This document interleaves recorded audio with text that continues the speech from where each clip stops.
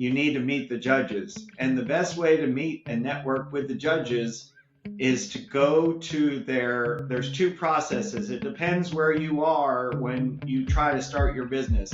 You suddenly lose everything. You lose the law firm, all of your clients, your marketing budget, your reputation. None of those plaques and awards on the wall mean anything. And you only have 30 days to get it all back.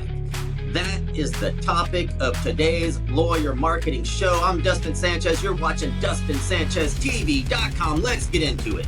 Welcome to the DustinSanchezTV.com Lawyer Marketing Show. Today we have attorney Daryl Longworth of the Longworth Law Firm in Houston, Texas. And we got a great topic today. We're talking about what if you lost everything?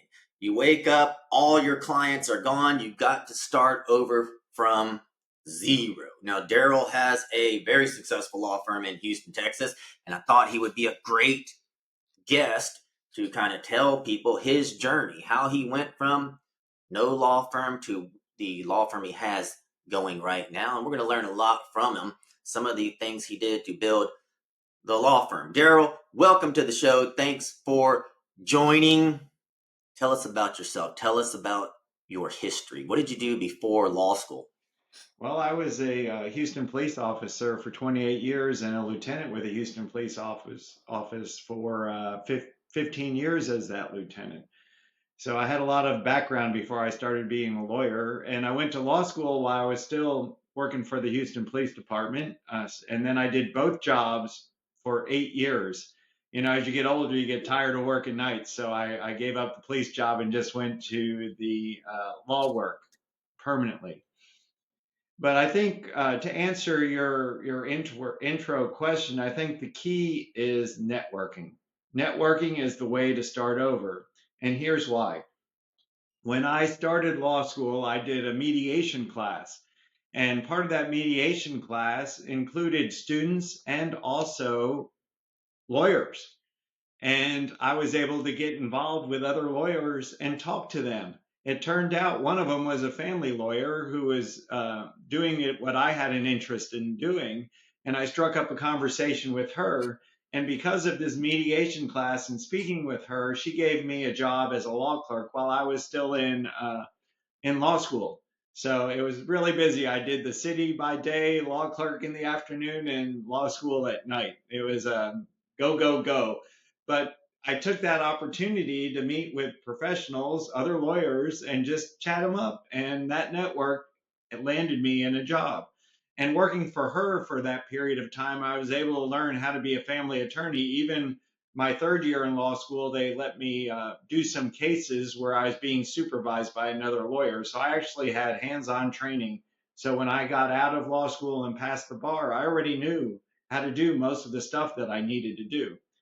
Another network I developed in law school, which was very helpful, I had a marital property professor who I struck up conversations with, and he knew I was interested in that. And fortunately, I worked really hard in his class, and I was his top student. So as soon as I graduated from law school, he hired me to come work for him. And then I passed the bar and continued to work for him for a period of time. And because of that experience as a clerk before, and the experience I got working for somebody else, it helped me open my own practice. Now, when you're in charge of grown men and women with guns for so many years, it's hard to be the peon somewhere. So I knew that my future was not going to be working for other people. I knew that I needed to go out on my own. And again, I used networking to make that happen. I had judges who were in my Sunday school class at church, and I told them about I wanted to go out on my own. And they set me up with my first court-appointed cases. So they got me in that court. They started giving me work. And then I took my network of police officers who became lawyers, and they introduced me to another judge. And it turns out that judge had a son who was currently trying to get into the police department. So, you know, I helped him. And then I guess he started to trust me because I was there to help him through the process, and he started to appoint cases for me. When I first started on my own, all I did was court-appointed work, and it was very lucrative at the time because I would go to the judges, I would meet with them, I'd find out what it is they needed, and if I could provide it, I would do it. A lot of times you've got to reach out and do the favor first. That's the key. Don't go looking to people to say, hey, do this for me. Go to people, talk to them, and see what they need. And if you're the right fit, do that for them. And then when you need something, they're going to remember the favor you did them, and it's going to be a lot easier for you to get something that you need to get started again. And talking to other lawyers is great because you can pick their brains. And when you're asking them questions and they're talking about themselves and their business, they're going to think that you are the best listener ever, that you are fantastic because you're not talking about yourself. You're having them talk about themselves. So if you get strapped down the road where your business isn't working and you might need to go work for somebody, you've developed relationships with other lawyers who think you're spectacular because you're such a good listener, and they may give you a chance to start working for them. And you'd be able to pick up from nothing and start working for somebody else again. So, another thing I think is important is don't put all your eggs in one place. I did the court appointed thing. I didn't have an office, I just worked from home. But putting all of your eggs in one place is dangerous because those judges have to be elected. And all those judges lost their elections about the same time. It was when there was a big turnover in how the counties felt about what parties should be in charge. And these judges had 16 years of experience and then they were out. Well, since I was planning for a future, I saw the writing on the wall. I reached out to Dustin and say, hey, Dustin, I need to get some marketing going before all of this happens. So about a year before all those judges were out of work, I had already met with Dustin to get my advertising started because it takes a while to get things going. You just can't start advertising and be successful in just a few days. You've got to plan and you've got to work through the process until you can get there. And because I had started my marketing before everything stopped, by the time I stopped getting court appointed work, I didn't need that anymore. And I had a successful divorce practice on my own because I had started the marketing far in advance. So I think the key is this: networking number one, planning number two. You've got to have a plan. What is it that you want to accomplish? How is it that you can get from 0 to 100 in the fastest time possible? And you're going to have to lay out some money. That means you've got to have some revenue to get that marketing going. People want to start with nothing. Fortunately for me, being a police officer and having those connections with church and other police officers introducing me to judges, gaining trust, I didn't need that marketing money to start. But I don't think that happens in every case. I was very fortunate. Plus, I still had my other job as well, working with the city. So I was getting paid by the city and getting court appointed work. So I had time for that to develop until that became successful in and of itself. Awesome. That we learned a lot there. And my intention here is to dive deeper into what you just said because I think most attorneys would like to be as successful as you. And I know there are a lot of attorneys struggling, especially in this economy. So, what I want to do is dive into your networking process and maybe go step by step. Like, if I'm wanting to start networking, I obviously know people from law school. I may or may not know judges. Uh, but where did you start? Like, people say, well, you need to network. What did that look like for you? Well, for me, as I said before, I was friends in church with a judge. So that was kind of a given network. That was easy. He was wanting to help me, he was my friend.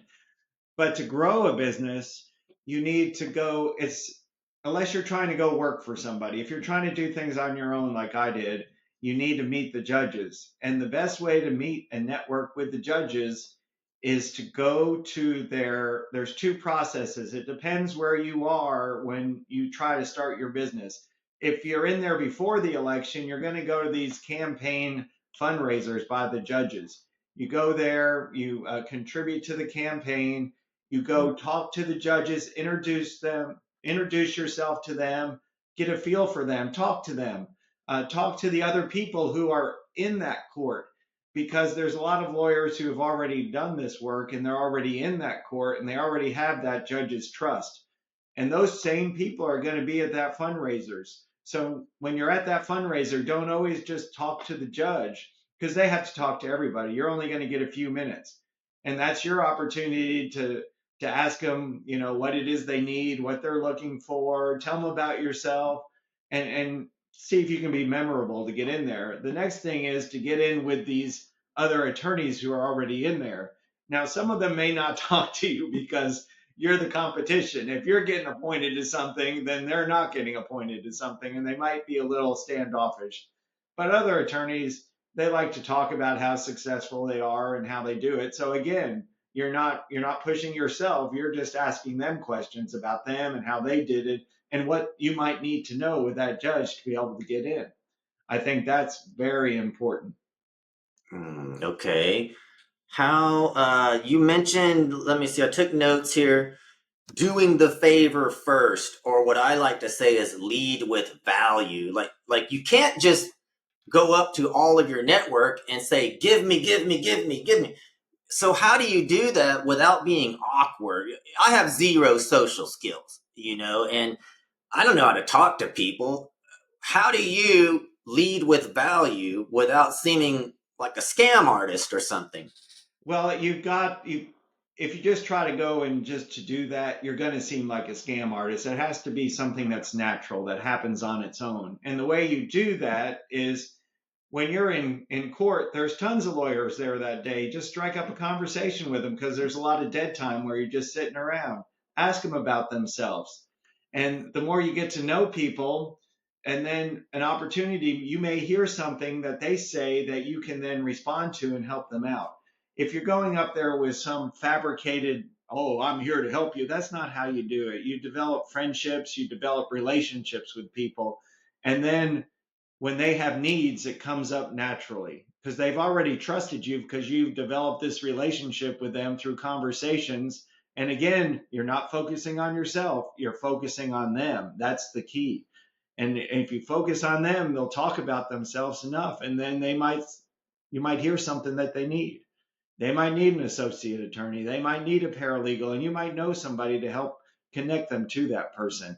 So you just can't come up with a little Ponzi scheme or whatever you want to call it to get people to tell you what they need. It's a lot of hard work and a lot of relationships. And I know you say you're socially awkward, but the key is just to talk to them about themselves. Ask them questions. Just like you're interviewing me, you just ask people questions about yourself. Hey, how long have you been doing it?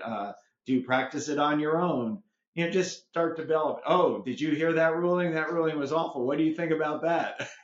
So they're happy to, other lawyers I find are happy to give their advice and to give you their opinion. So I think it's easy to develop a conversation with somebody if you're just being thoughtful and you have a plan about maybe some questions you can ask about them. And then everything happens naturally, and it's a lot easier. Okay. Do you have some kind of a method to, like, a customer relations management, like to periodically touch base with your network? Like I always think of Shannon Quadros from law school. I haven't had lunch with him in a year. That's bad. Like I'm failing at networking, and he's my friend. What system do you have in place to constantly touch your network, or do you? Well, right now I'm not in as much touch with my network because I'm so busy. So it's a lot harder. So I just have to stay in touch with people when I see them along the way and catch up with them. Maybe grab lunch with them if I see them. Make that opportunity now. Don't If you see somebody, you go up and you talk to them, and you don't just say, "Oh, I'll do that later." Do it later means you're never going to do it. Just like you haven't had lunch with Shannon for a year, because you put it off, and then it gets in the back of your mind. You're busy working. You just got to make things happen. Don't put things off. You will not do it. Do it then, do it now. That's the key to success. Okay, great.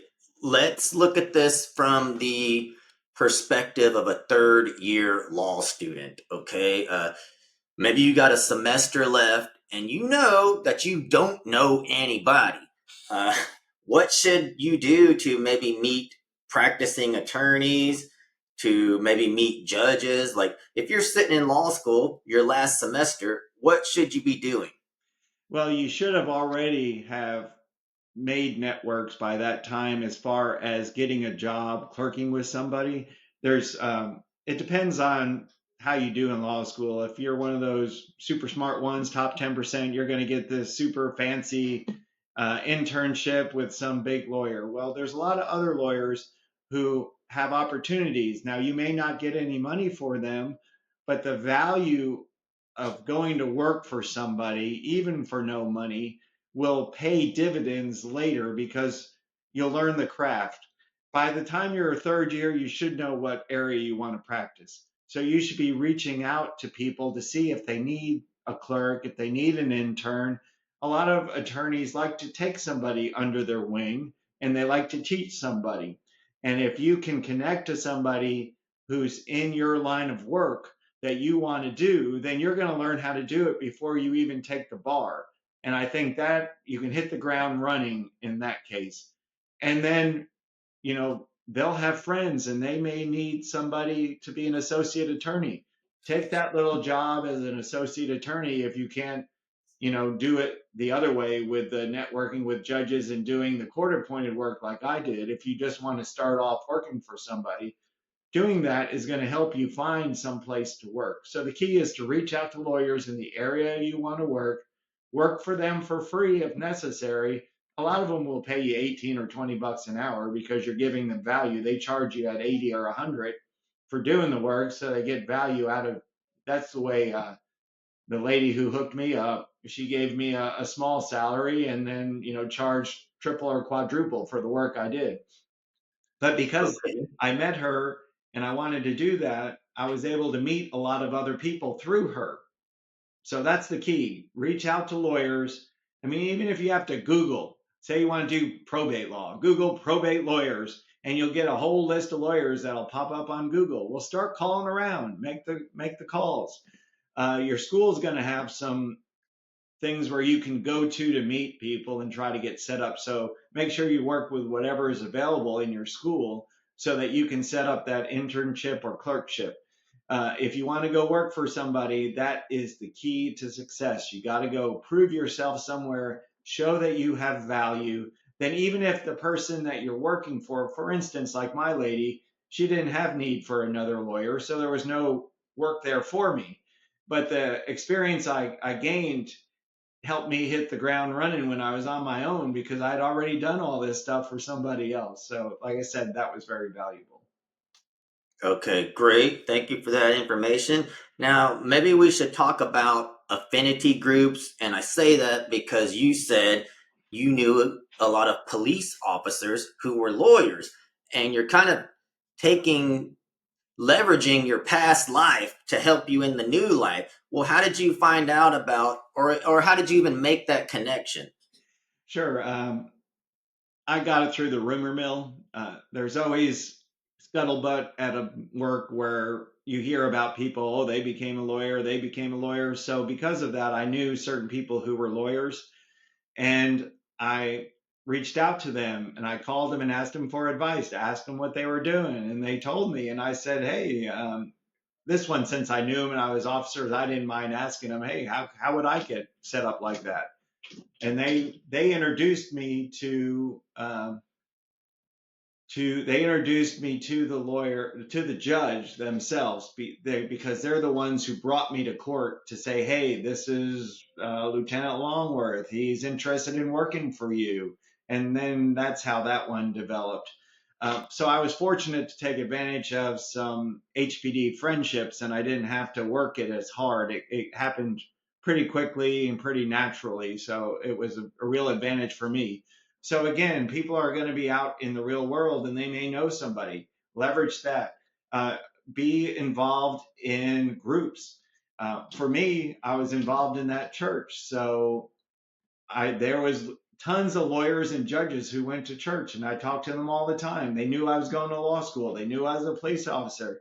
They were all wanting to see me succeed because I was there many years and had developed these friendships. I was in Sunday school class with these lawyers and judges for years before that. So because of that relationship that was built previously, when it came time to get started, they were wanting me to succeed because they were my friend. And if I had not developed those relationships years ago, I wouldn't have been in that same position. I would think that people could join clubs like the Rotary Club or other clubs, other community based organizations, just so that you're around other people and they get to know you, and then they can trust you because they know you and they've known you for years and you've worked in that organization. Then when they're looking for somebody to help them with their law problem, guess who they're going to talk to? They're going to talk to you because of your relationship with them and they trust you. When they have a friend who's in a law situation, who do you think they're going to refer? Absolutely. In my neighborhood, my wife is active in the neighborhood Facebook page, and a lot of my friends that live in the neighborhood, they know what I do, and people on Facebook will say, "Hey, I'm looking for a lawyer," and my friends will put my name on there. Okay, well, I think we have some great material either way, but I want to dive a little bit deeper into, you said you were talking to people at your church who were already lawyers and they wanted you to succeed. I think this is something people don't understand. Like, I'm of Mexican descent, and every Mexican engineer or lawyer I see, I want them to win. Like, hey, what can I help you with? Uh, Same thing with everyone I work out with. Like, I work out with 4 different dudes at the gym. Every time they have a business problem, if they win, it makes me look like I know what I'm doing. So I want my pupils and my friends and my network to win. And I didn't understand that as an attorney. Like, I was so afraid to reach out to someone because I didn't know that they actually wanted to help me. Most people probably want other people to win. If you come ask me, Dustin, how do I lose weight? And I tell you how to lose weight and you don't lose weight, I'm gonna look like an idiot. So the moment you ask me for advice, I have a vested interest in seeing you win. And this is what I never understood coming up, is that all those people that I was afraid of, they wanted me to win. They wanted me to ask for help. They wanted to give me advice, and then they wanted to see their advice help me so that maybe they can say, or maybe they just felt in their heart, I really helped someone today. I'm doing good into the world.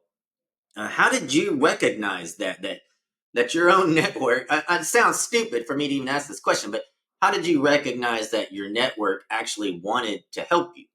Well, I was in the same boat as you. I didn't realize that other people would want you to succeed. I thought the same thing. Why would other lawyers want you to succeed? You're taking work away from them. But these friendships I had developed for so long, I had no problems going up to them, say, I'm doing this, and can I get your advice? Can I take you to lunch? And they gave me advice. They pointed me in the right directions. I had one of my friends gave me a whole bunch of books that he had about cross examination and direct examination questions that they had spent years developing, so that when I went to court and it was all family law and there was an issue, I could go through my little folder that he gave me and it Oh had yeah. pre-formatted questions that you could use as a template and then of course modify it to your situation. But I didn't realize that these people were wanting me to help succeed either. I was just going to go, okay, these are my friends. I've got to go out there and I've got to ask for help and I've got to get started. And who better than lawyers and judges to ask? And I was just got brave and I asked them. It was tough for me because I'm a little shy. So it was hard for me to get there first. But once it started, it was amazing their attitudes. They were all so friendly, all so helpful, gave me great advice. I wouldn't have gone as far and as fast as I did if it wasn't for my friendships and those people reaching out and helping me. Okay, great. Well, let's summarize your main point here. Okay, we've been talking for about 30 minutes. If you had to put in 1 or 2 sentences, I'm starting over from zero, I need to get it all back as fast as possible, what is your big picture? What's your strategy? My strategy is to reach out to my friends, and especially those who I have helped before, and ask them for some help, ask them for some advice. Take whatever comes your way when you first start. Just get your feet working again. Just get going again. And as the money starts coming in, then you can start developing your marketing. And then you can move out on your own again the way that it was. So the key is to focus on that network, focus on those friends, focus on that support group, and then don't be afraid to spend some money and take less money to get started so that you can spend that money. And then you can be your own boss again, because it's great being your own boss. I'm telling you, it's the number one thing to strive for. Thanks for coming on the show, Daryl. Adios, brother. Have a good one.